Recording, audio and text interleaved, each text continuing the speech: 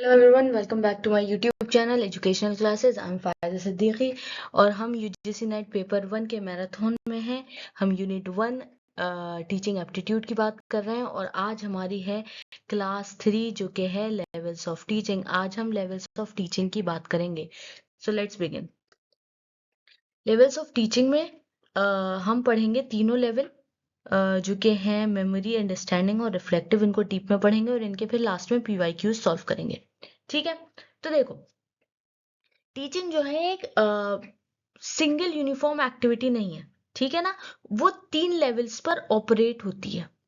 वही जो 3 लेवल मैंने भी बताया कि ये होते हैं मेमोरी, अंडरस्टैंडिंग और रिफ्लेक्टिव। तो टीचिंग जो है वो 3 अलग अलग लेवल्स पर ऑपरेट होती है। उन तीनों अलग अलग लेवल्स के एडवांटेजेस, लिमिटेशंस, कौन कौन सी टेक्निक यूज करते हैं उस लेवल में, ये लेवल किसने दिए हैं, हम ये सब पढ़ने वाले हैं।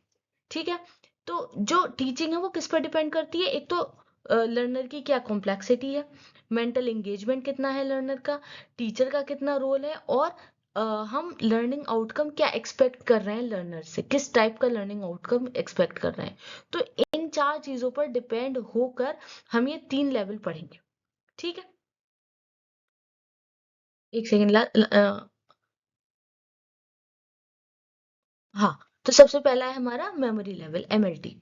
ये मेमोरी लेवल किसने दिया है? हर्बर्ट ने। आपको ये नाम याद रखने हैं, बहुत इजी से इजी क्वेश्चन आता है तो बस ये पूछ लेते हैं कि ये वाला लेवल ऑफ टीचिंग किसने दिया है। ठीक है, तो मेमोरी लेवल हमारा हर्बर्ट ने दिया है, या फिर जो मॉडल है उसको हर्बर्शियन मॉडल भी कहते हैं। वो सेम यही बात बताता है। ठीक है, तो देखो, मेमोरी लेवल का मतलब क्या है कि जो बेसिक, बिल्कुल बेसिक या least complex level of teaching होता है वो कौन सा होता है? मेमोरी होता है। इसको याद रखना कि लीस्ट कॉम्प्लेक्स कौन सा होता है। लीस्ट कॉम्प्लेक्स और बेसिक जो होता है वो मेमोरी लेवल ऑफ टीचिंग होता है। इसमें क्या कराया जाता है? इसमें रटना सिखाया जाता है बेसिकली। ठीक है, लर्निंग कौन सी होती है? रोट लर्निंग होती है और फैक्चुअल या फिर रिकॉल। कोई भी चीज आपको मेमोराइज करानी है वो मेमोरी लेवल ऑफ टीचिंग में आएगी, ऐसे याद रख लो। कोई भी चीज मेमोराइज करानी है तो वो मेमोरी लेवल पे आएगी। तो मेमोराइज जो करानी है वो ये लीस्ट कॉम्प्लेक्स होगा, बेसिक लेवल ऑफ टीचिंग होगा। ठीक है, या इस लेवल ऑफ टीचिंग में आपको फैक्ट्स, डेफिनीशंस या फिर टेबल्स या पीरियोडिक टेबल, ये सब जब रटाया जाता है, मेमोराइज किया कराया जाता है, या रोट लर्निंग को कहा जाता है कि जाके घर पर उसको अच्छे से याद कर लो, रट लो, वो क्या है? वो मेमोरी लेवल पे आता है। ठीक है, इसकी कैरेक्टरिस्टिक्स क्या हो जाएंगी? एक तो ये टीचर सेंटर्ड होता है कि टीचर खड़े होकर पढ़ाता है, एक्टिव होता है, एक्टिव रोल में होता है, और बच्चा जो लर्नर होता है वो पैसिव मोड में होता है, पैसिवली बस सुन रहा होता है और चीजों को रट रहा होता है, कुछ नहीं समझता है इसमें। ठीक है, इसमें फोकस किस पे होता है? फैक्ट्स, डेफिनेशंस, लॉज और फॉर्मूले पे, कि ये फॉर्मूला इसको रट लो, ये लॉ है इनको एकदम डिट्टो याद कर लो, वर्ड टू वर्ड डेफिनेशंस को एकदम वर्ड टू वर्ड याद कर लो, समझने की कोई जरूरत नहीं है, बस रटना है। ठीक है, नो एम्फेसिस और अंडरस्टैंडिंग के समझना है ही नहीं। इसमें कौन कौन से मेथड आएंगे? कि ड्रिल, रिपीटिशन और प्रैक्टिस। सिंपल होता है, स्ट्रक्चर टास्क होता है, और यहाँ पर रीजनिंग बिल्कुल मिनिमम होती है। ठीक, रीजनिंग तो होती ही नहीं है।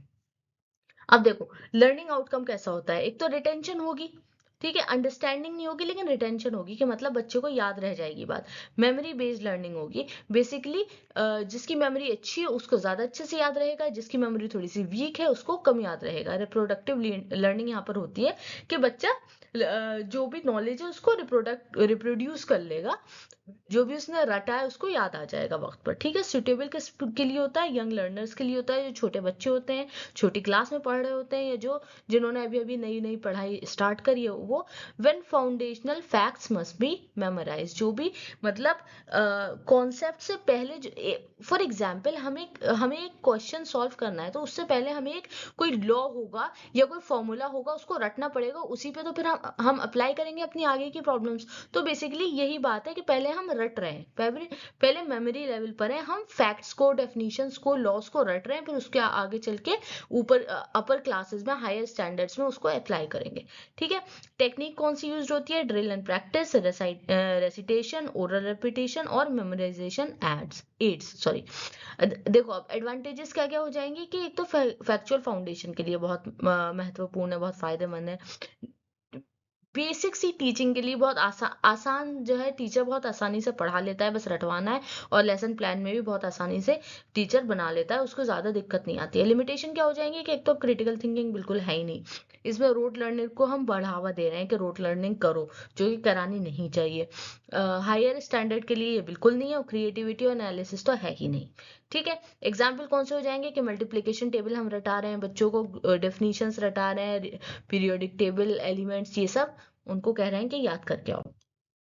अब आता है हमारा नेक्स्ट अंडरस्टैंडिंग लेवल, यूएलटी। ये किसने दिया है? ये मॉरिसन ने दिया है। ठीक है, इसका नाम आपको याद रखना है। मेमोरी लेवल हमारा हर्बर्ट भाई ने दिया है, और अंडरस्टैंडिंग लेवल मॉरिसन ने दिया है। अंडरस्टैंडिंग लेवल क्या है कि जब स्टूडेंट को कंप्रहेंड, इंटरप्रेट और ग्रैस्प करनी होती है किसी भी कॉन्सेप्ट को। बेसिकली अब हम समझ रहे हैं कॉन्सेप्ट को, अब तक हमने रटा था और अब हम समझ रहे हैं। दे गो बियॉन्ड मेमोरी। ठीक है ना, ये कहाँ पहुंच गया? एक सेकेंड, इसको हटा दूं मैं। ऑलराइट, हाँ। तो ये जो है क्या है, ये मेमोरी के हम बियॉन्ड जा रहे हैं, मेमोरी से आगे चल के थोड़ा सा सीख रहे हैं, कुछ समझ रहे हैं कॉन्सेप्ट को। लर्निंग क्या हो जाएगी? सीइंग रिलेशनशिप्स, एक्सप्लेनिंग आइडियाज, वही सारी बातें कि अब हम चीजों को एक्सप्लेन कर रहे हैं, समझ रहे हैं। कैरेक्टरिस्टिक्स क्या हो जाएंगी कि यहाँ पर अब स्टूडेंट एक्टिव मोड में हो जाएगा और टीचर थोड़ा सा गाइड या फैसिलिटेटर का काम करेगा।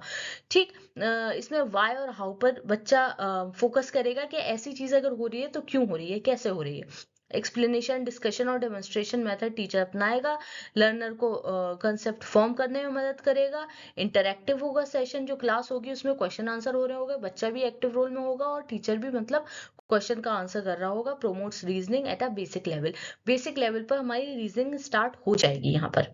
ठीक है, लर्निंग आउटकम कैसे रहेंगे कि एक तो अंडरस्टैंडिंग ऑफ प्रिंसिपल्स हो जाएगा, ability to classify, compare, explain, मतलब बेसिकली बच्चा ये सब सीख जाएगा और कंसेप्ट को फॉर्म करना सीख जाएगा। सुटेबल किसके लिए होगा? मिडिल टू हायर क्लासेस के लिए होगा।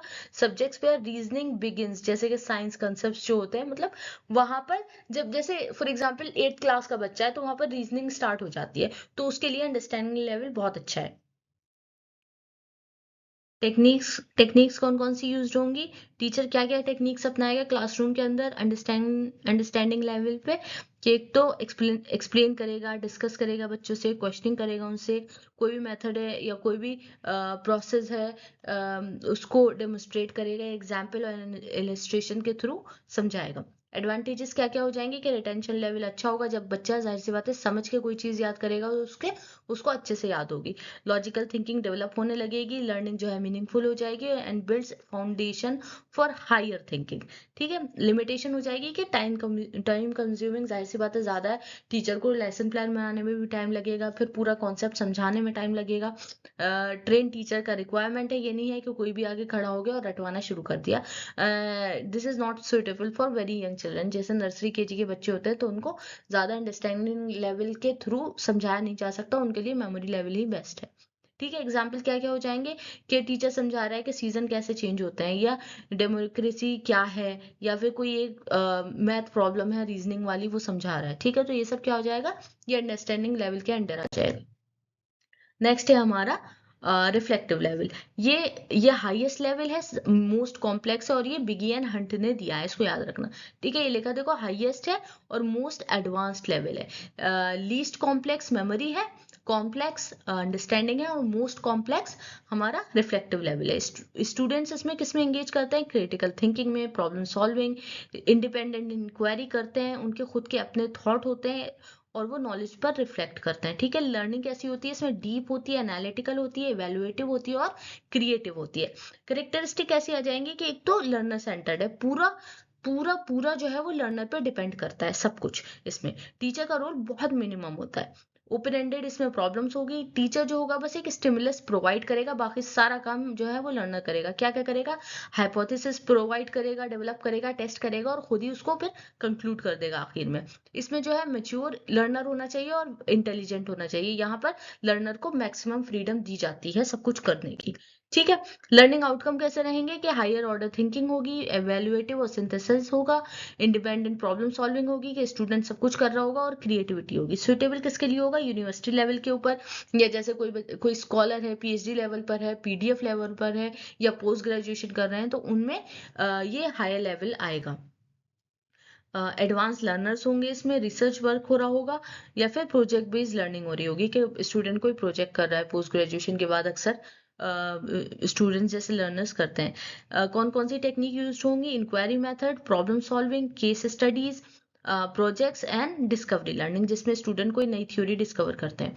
एडवांटेजेस क्या क्या हो जाएंगी कि लर्निंग बहुत डीप होगी, इनोवेटिव होगी, क्रिएटिव होगी, नॉलेज जो है वो रियल सिचुएशन से मतलब transfer of knowledge to real situation, basically जो भी स्टूडेंट पढ़ेगा उसको अपनी real life day to day activities में अप्लाई कर पाएगा। और ये सबसे बेस्ट जो है वो गिफ्टेड स्टूडेंट्स के लिए है। लिमिटेशन क्या आ जाएंगी कि बिगिनर्स के लिए तो बिल्कुल भी नहीं है ये। हर कोई स्टूडेंट्स को अपना नहीं पाएगा, जो बहुत ज्यादा गिफ्टेड स्टूडेंट्स हैं उनके लिए है। और टीचर का भी स्किल जो है वो बहुत बहुत अच्छा होना चाहिए, बहुत हायर लेवल का होना चाहिए, जब भी वो पढ़ा पाएगा। ठीक है, टीचर के लिए बहुत डिफिकल्ट हो जाता है मैनेज करना, और टाइम इंटेंसिव तो है ही बहुत। ठीक, एग्जाम्पल्स क्या हो जाएंगे कि कोई रिसर्च प्रपोजल लर्नर डिजाइन करे, या फिर कोई एक रियल वर्ल्ड कोई प्रॉब्लम हो एनवायरमेंटल की, या किसी भी तरीके की कोई रियल वर्ल्ड प्रॉब्लम हो उसको सॉल्व करना हो। जैसे फॉर एग्जाम्पल कि एक इकोनॉमिक पॉलिसी को हमें एनालाइज करना है, तो ये क्या है? ये भी एक रियल वर्ल्ड प्रॉब्लम है। ठीक, अब मैंने एक कंपैरिजन टेबल बना दी है जिसमें हमारे सारे लेवल आ जाते हैं। ठीक है ना, तो उसको ठीक से देख ले रहे हैं। यहाँ पर ये रहा हमारे, इसको थोड़ा सा मैं इन्हांस किए दे रही हूँ। मेमोरी, अंडरस्टैंडिंग, और फिर क्या आता है? रिफ्लेक्टिव। देखो, मेन फोकस किस पे रहेगा मेमोरी का? रिकॉल पे। ठीक है, अंडरस्टैंडिंग का रहेगा कि वो कॉम्प्रहेंड करेगा, और रिफ्लेक्टिव का रहेगा कि वो प्रॉब्लम सॉल्व करेगा। लर्नर का रोल इसमें पैसिव होता है मेमोरी में, अंडरस्टैंडिंग में एक्टिव होता है, और रिफ्लेक्टिव में हाईली एक्टिव होता है। ठीक है, टीचर का रोल डोमिनेंट होता है, मतलब इसमें एक्टिव होता है। अंडरस्टैंडिंग में टीचर एक गाइड करता है, और रिफ्लेक्टिव में मेंटोर होता है या फिर फैसिलिटेट करता है। यहाँ पर मेमोरी लेवल में जो थिंकिंग लेवल है वो सबसे कम होता है, कि सोचना तो है ही नहीं बिल्कुल। अंडरस्टैंडिंग में मिडिल होता है, और रिफ्लेक्टिव में सबसे हाईएस्ट होता है। ठीक है, मेमोरी लेवल में आउटकम जो है वो रिप्रोडक्टिव होता है। ठीक है ना, कि जो भी हमने रटा है उसको जाकर वक्त पर याद आ जाता है वो। यहाँ पर कॉन्सेप्ट फॉर्मेशन होता है, और रिफ्लेक्टिव में तो क्रिटिकल थिंकिंग होती है। सुइटेबल किसके लिए होता है मेमोरी लेवल? लोअर क्लासेस के लिए, नर्सरी केजी के लिए। अंडरस्टैंडिंग किसके लिए होता है? Middle to higher classes. और रिफ्लेक्टिव में हायर एजुकेशन के जो बच्चे होते हैं, यूनिवर्सिटी लेवल के, कॉलेज लेवल के, उनमें होता है suitable. Teaching method drill and practice, जो कि रटाना होता है, बार बार प्रैक्टिस कराओ, ड्रिल कराओ। इसमें एक्सप्लेन करना होता है अंडरस्टैंडिंग में। और रिफ्लेक्टिव में क्या आ जाता है हमारा? इंक्वायरी या फिर रिसर्च। ये सारे मेथड्स हैं।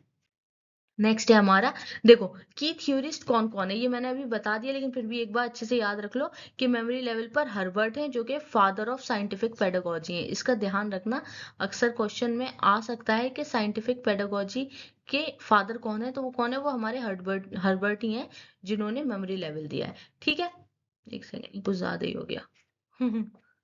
चलो खैर, फिर अंडरस्टैंडिंग लेवल के कौन है? मॉरिसन। और रिफ्लेक्टिव में हंट है। सिर्फ हंट नहीं है, बिगी एंड हंट है। बिगी का भी नाम अक्सर आ जाता है, तो उसको अपने नोट्स में एक्स्ट्रा लिख लेना, बिगी एंड हंट।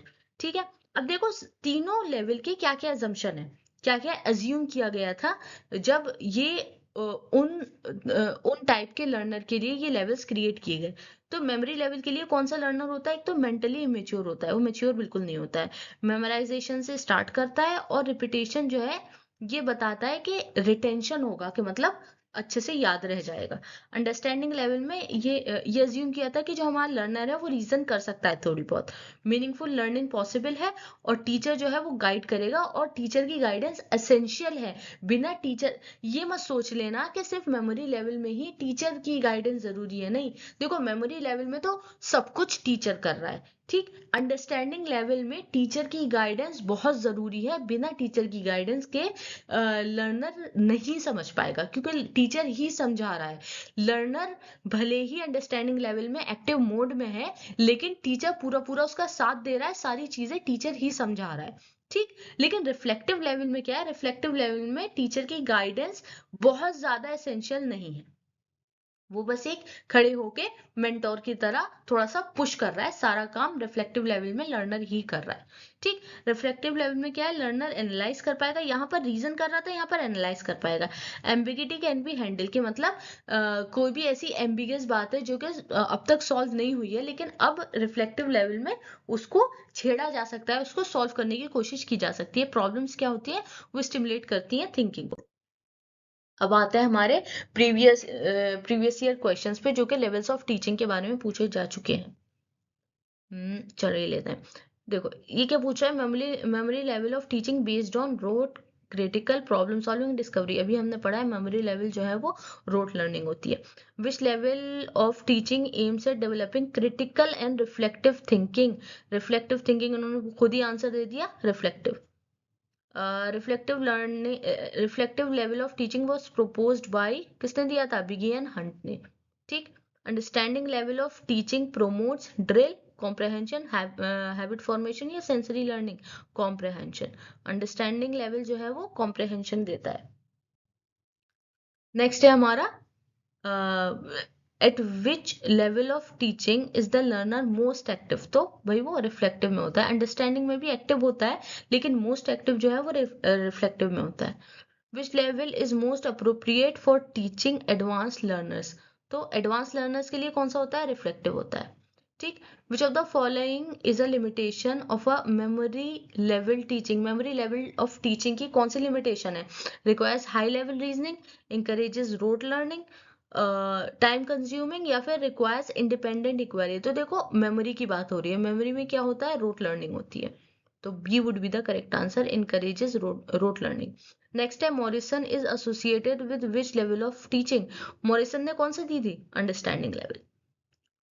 मेमोरी लेवल दी थी हर्बर्ट ने, मॉरिसन ने understanding, and Biggie and Hunt ne reflective. So that was all for today. I hope you enjoyed my video and learned something new here. And if you did, then you can like, share and subscribe to my YouTube channel.